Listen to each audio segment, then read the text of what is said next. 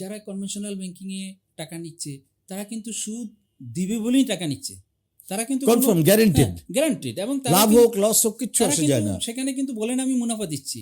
একটা কনভেনশনাল ব্যাংকও দেখবেন তারা বলছে না যে আমি মুনাফা দিচ্ছি, তারা ইংরেজিতে বলে ইন্টারেস্ট বলে আর বাংলায় বলে সুদ বলে, ঠিক আছে।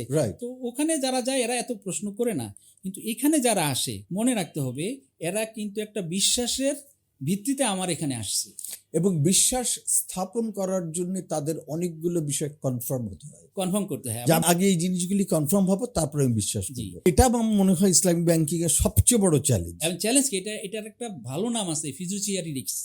বাংলা করলে কি বাংলা হলো বিশ্বাসজনিত।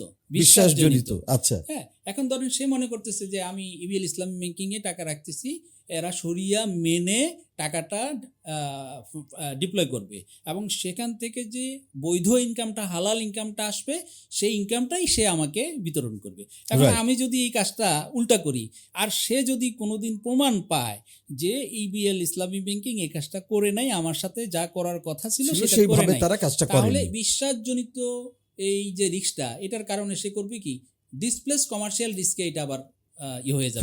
তখন সে আমার এখান থেকে বিজনেসটা সরাই নিবে, আমার এখানে ডিপোজিট থাকলে ডিপোজিটটা সরাই নিবে, যে আমরা ফাইন্যান্সিং করি এটা সরাই নিবে, তখন কিন্তু আমার ব্যবসা কিন্তু মারাত্মক ক্ষতিগ্রস্ত হবে।